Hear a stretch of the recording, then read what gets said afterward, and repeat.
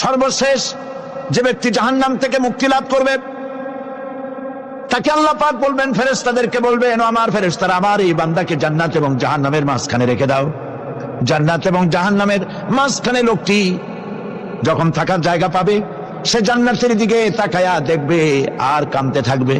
আল্লাহ পাক জিজ্ঞেস করবেন, বান্দারে যুগের পর যুগ ধরে জাহান্নামে কেঁদেছ, আমি রব্বুল আলামিন জাহান্নাম মাফ করে দিয়া জান্নাত জাহান্নামের মাঝখানে রেখে দিয়েছি, আযাব থেকে তো বেঁচে গেছো, এখন কান্দো কেন? লোকটি বলবে, রব্বুল আলামিন কান্দি এই কারণে, জাহান্নাম থেকে মাফ করেছো, তোমার শুকরিয়া আদায় করি।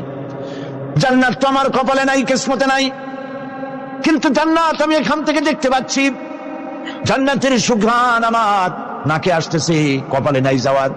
আমি কাঁদি এই জন্য, তুমি যদি মেহেরবানি করে আমাকে জান্নাতের দরজার কাছে একটু দাঁড় করায় দিতা, প্রাণ ভরে তোমার জান্নাতের দৃশ্যটা একটু দেখতা। আল্লাহ পাক তার আরজি পূরণ করবেন, বলবেন যাও, ফেরেশতাদের বলবেন এর জান্নাতের দরজার কাছে দাঁড় করায় দাও। জান্নাতের দরজার কাছে দাঁড়িয়ে লোকটি আবার কান্না শুরু করবে। আল্লাহ পাক প্রশ্ন করবেন, এবার কান্দো কেন? লোকটি বলবে, রব্বুল আলামিন কান্দি এই কারণে, জান্নাতের এই দরজায় দাঁড়ায়া জান্নাতের অফুরন্ত নেয়ামত কিছুই ভালো করে দেখা যায় না, শুধু অল্প জায়গা দেখি। যদি তুমি আমারে দয়া করে জান্নাতের মাঝখানে দাঁড় করায় দিতা, চতুর্দিকে তাকায়া তাকায়া দেখা কলিজারে ঠান্ডা বানাইতাম। তবে আমি ওয়াদা করি, জান্নাতের কোনো নাজ নেয়ামত, কোনো ফল আমি খাবো না, ধরবো না, সইব না, একটুখানি মেহেরবানি করে মাঝখানে দাঁড় করায় দাও, জান্নারে ঠান্ডা করি। আল্লাহ রব্বুল আলামিন ফেরেশতাদের বলবেন, আমার এই বান্দারে জান্নাতের মাঝখানে দাঁড় করাইয়া দে। আল্লাহর নবী বলেন, জান্নাতের মাঝখানে দাঁড়িয়ে লোকটি আগের চাইতে আরো জোরে চিৎকার মেরে কাঁদতে থাকবে। আল্লাহ পাক বলবেন, বান্দারে কি হলো তোর? দরজার কাছে আসতে চাইছিলে, আইনা দিলাম। আবার এবার মাঝখানে আসতে চাইছো, তাও এনে দিয়েছি, আবার কান্দো কেন? লোকটি বলবে, রব্বুল আলামিন এবার কান্দি এই জন্যে, তুমি যখন দয়া করে একটিবার জান্নাতের মাঝখানে এনে আমাকে দাঁড় করায় দিয়েছো, তুমি রহমান রহিম গফুরুর রহিম, এই জান্নাত থেকে আবার আর বাইর করে দিও না। আল্লাহ রাব্বুল আলামিন বলবেন, ও আমার বান্দারে, আমার এই জান্নাত তোর খুব পছন্দ হয়েছে নাকি? লোকটি বলবে, রব্বুল আলামিন কলিজা ঠান্ডা হয়ে গেছে, ভাবতেও পারি নাই জান্নাত এত সুন্দর। আল্লাহ পাক বলবেন, বান্দারে এরকম একটি নয়, দুইটা নয়, তোর জন্য আমি 10টা জান্নাত এইরকম রিজার্ভ করে রাখছি। সুবহানাল্লাহ।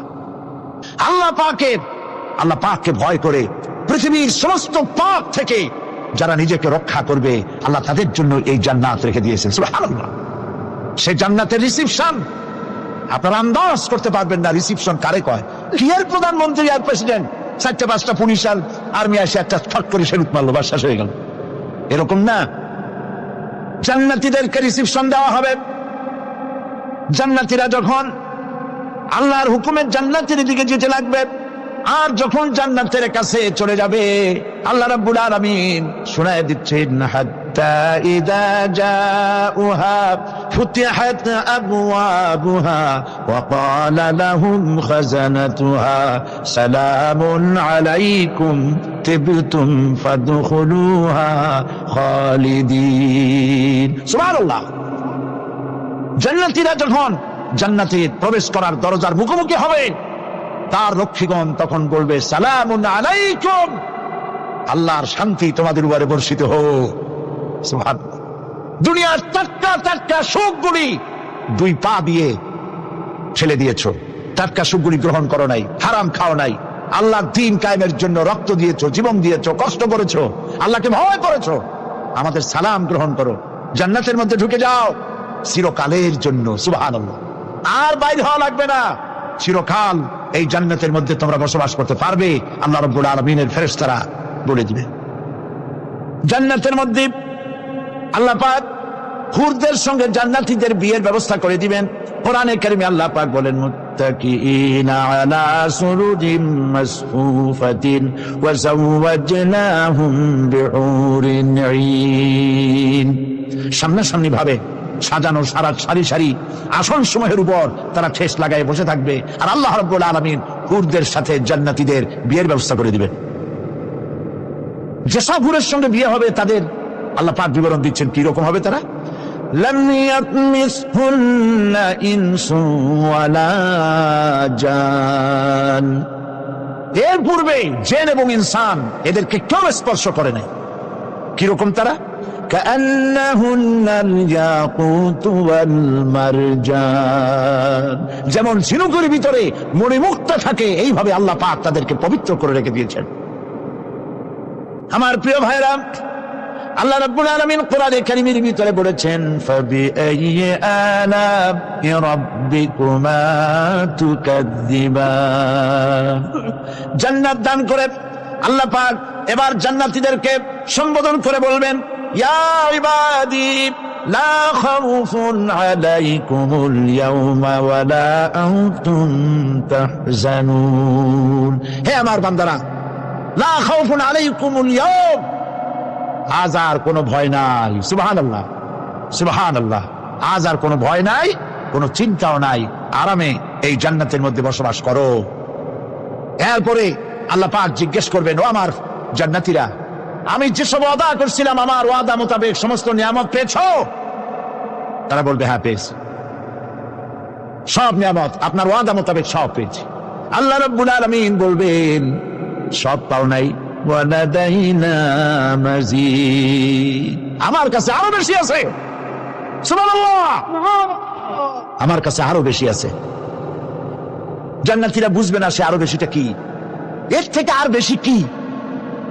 প্রিয় ভাই সব, নবী করিম সাল্লাল্লাহু আলাইহি ওয়াসাল্লাম বলেছেন জান্নাতের সুখ আর শান্তি কোন চোখ নাই যা দেখেছে, যা কোন অন্তঃকরণ নাই যা কল্পনা করতে পেরেছে। এই জান্নাত মুত্তাকিদের জন্য আল্লাহ রাখছেন। সুবহানাল্লাহ। জান্নাতীরা ভাবতেও পারবে না সেই নিয়ামতগুলি কি।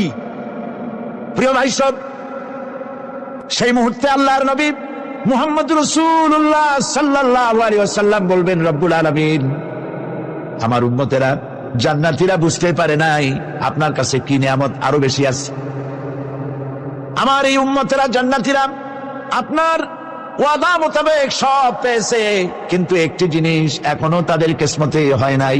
সেই জিনিসটা হলো যারা তার রবকে না দেখে শুধু কোরআন আর হাদিসের কথা শুনে আরবের ঘুম হারাম করে তাহাজ্জুদের নামাজ আদায় করেছিল, চোখের পানি ফেলেছিল।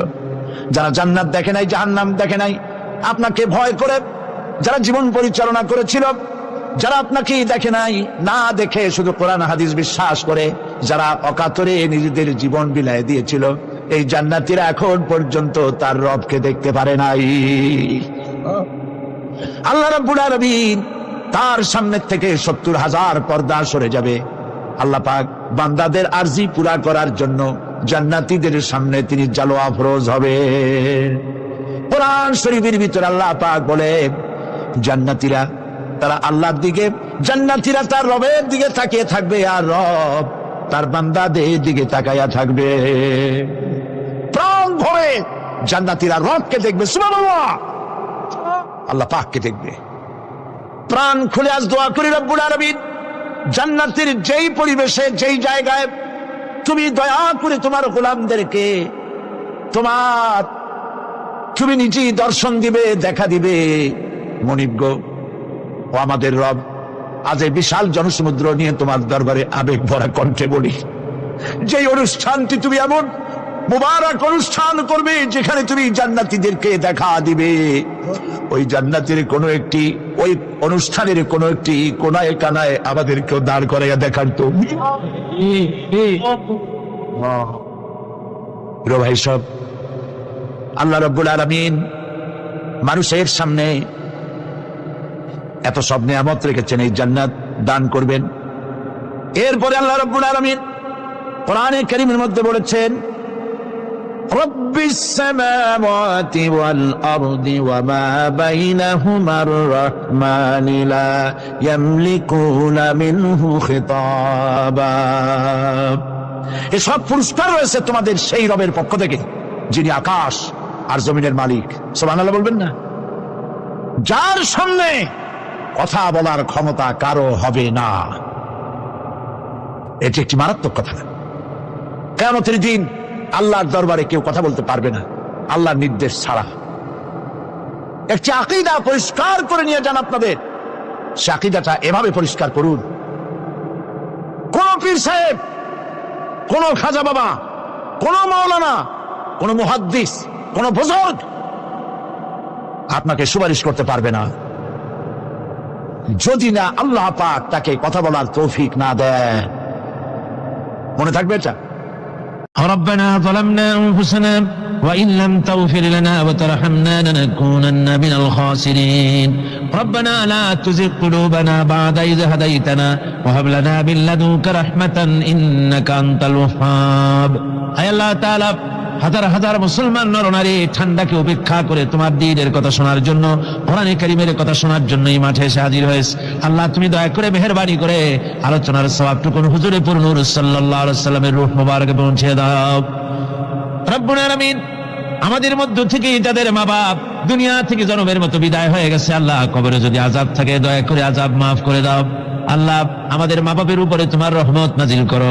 রব্বিরহামহুমা কামা রব্বায়ানি সগীরা, রব্বিরহামহুমা কামা রব্বায়ানি সগীরা।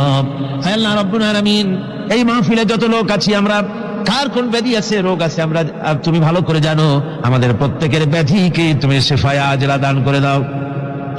আল্লাহুম্মা হাব্বিব ইলাইনাল ঈমান وزينه في قلوبنا وكره إلينا الكفر والفسوق والعصيان واجعلنا من الراشدين ربنا تقبل منا إنك أنت السميع العليم وتب علينا إنك أنت التواب الرحيم سبحان ربك رب العزة عما يصفون وسلام على المرسلين الحمد لله رب العالمين واجعل آخر كلمتنا عند الموت لا إله إلا الله محمد رسول الله.